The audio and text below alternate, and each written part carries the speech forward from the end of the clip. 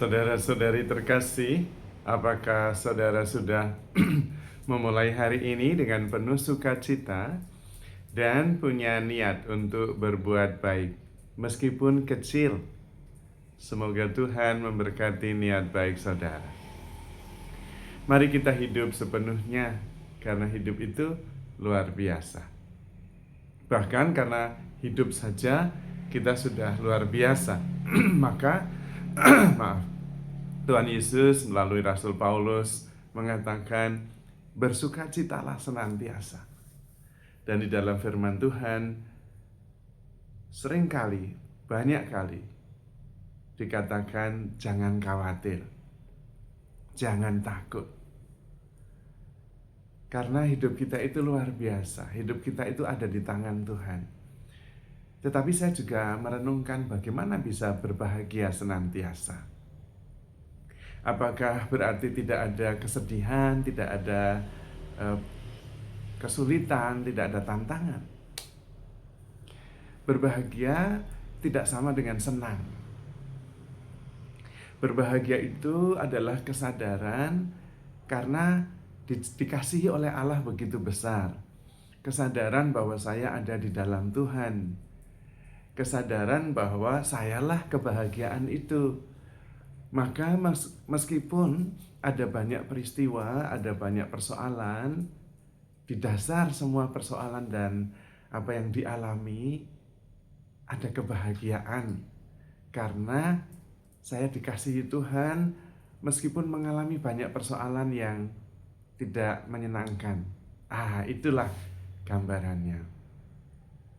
Mungkin seperti kesadaran bahwa ada matahari, dan matahari itu selalu ada meskipun mendung, tidak kelihatan mataharinya, tetapi sadar bahwa mataharinya itu ada.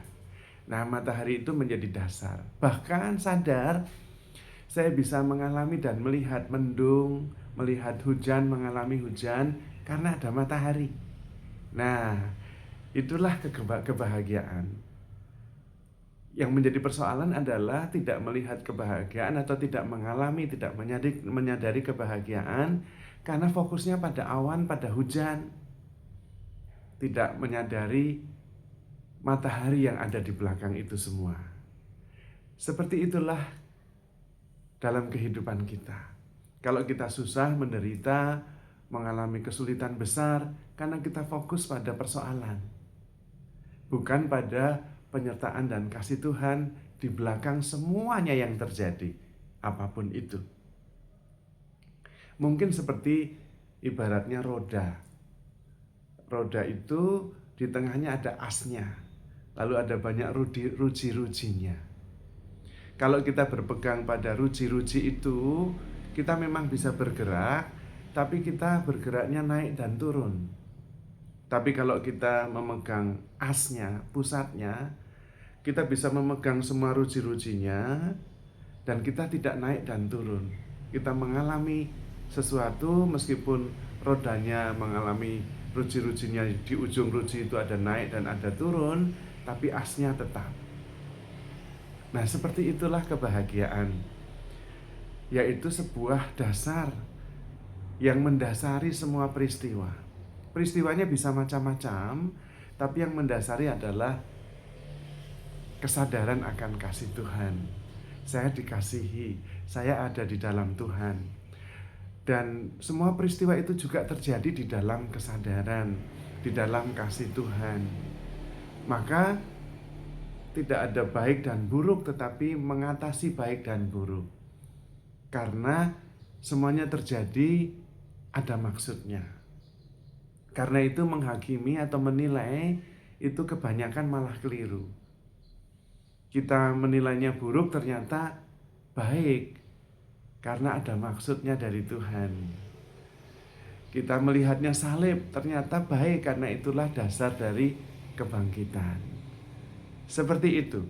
Ketika kita bersatu dengan Tuhan, maka kemudian kita menyaksikan berbagai macam paradoks. Di dalam berbagai macam peristiwa yang terjadi, ada sesuatu yang tetap, yaitu kasih Tuhan.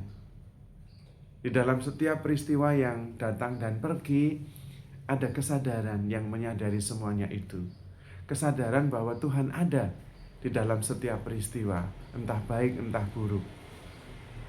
Bahkan seringkali peristiwa yang nampaknya buruk menurut penilaian kita, itu justru adalah saat kita bertumbuh. Karena kalau kita tetap terus dalam zona nyaman, ya kita berarti berhenti, termasuk berhenti bertumbuh. Tetapi kalau kita mengalami kesulitan, lalu struggle, berjuang, nah disitulah ada kesadaran bahwa kita sungguh-sungguh hidup dan sedang mengalami pertumbuhan. Bagus sekali kalau di dalam perjuangan, dalam struggling itu sadar bahwa di situ juga ada Tuhan. Semuanya terjadi karena Tuhan menghendakinya supaya kita bertumbuh. Dasarnya adalah karena kasih Tuhan. Tuhan itu mengasihi kita. Kalau peristiwa itu terjadi pasti ada maksudnya, meskipun kita tidak tahu. Dan maksudnya pasti untuk kedamaian, kesejahteraan, dan kebahagiaan kita. Mungkin yang dimaksudkan adalah supaya kita lebih fokus pada kebaikan. Dan kita melakukan sesuatu bukan untuk diri kita sendiri. Sehingga kemudian kita justru yang dilihat adalah orang lain, perjuangan kita untuk orang lain, kasih kita untuk orang lain, sehingga tidak merasa saya sendirian, saya sedih, karena sayanya tidak dirasakan. Fokusnya sedang pada orang lain, sehingga saya yang sedih, saya yang mengalami kesulitan juga tidak kelihatan, atau tidak dirasakan, atau tidak ada. Ini hanya masalah fokus, masalah perspektif. Kalau kita bisa semakin luas, kita seperti langit yang biru, yang menampung matahari, maka matahari akan selalu ada. Kita tidak mengecil sehingga ada di bawah awan-awan yang gelap dan hujan. Bahkan ketika hujan dan gelap dan berawan, kita bisa melihatnya dari perspektif matahari. Sehingga hujan dan gelap itu ada di sana. Kita tidak di bawahnya. Nah, kesadaran ini yang perlu kita pupuk, kita kembangkan. Sadar bahwa kita ada di tangan Tuhan. Sadar bahwa Tuhan merencanakan segala kehidupan ini. Sadar bahwa kita dikasihi begitu besar oleh Tuhan. Dan karena itu yang ada hanya sukacita. Dan karena itu juga kita selalu bisa berbahagia. Maka firman Tuhan itu bukan hanya utopia, cita-cita atau harapan kosong, tetapi sungguh-sungguh merupakan anugerah. Kalau kita bisa sadar dan mengalami, maka kita adalah kebahagiaan itu sendiri. Dan karena itu, berbahagialah senantiasa, itu sangat mungkin. Bahkan itu menjadi realitas yang mendasari semuanya. Apapun yang kita alami, di dasarnya kita tetap bisa bahagia karena kita dikasihi Tuhan begitu besar dan kita selalu berada di dalam Tuhan. Perjuangan pergulatan itu ada di dalam kesadaran akan kasih Tuhan yang membahagiakan itu. Maka saudara-saudari terkasih, handle yourself with care because you are loved. Tuhan memberkati.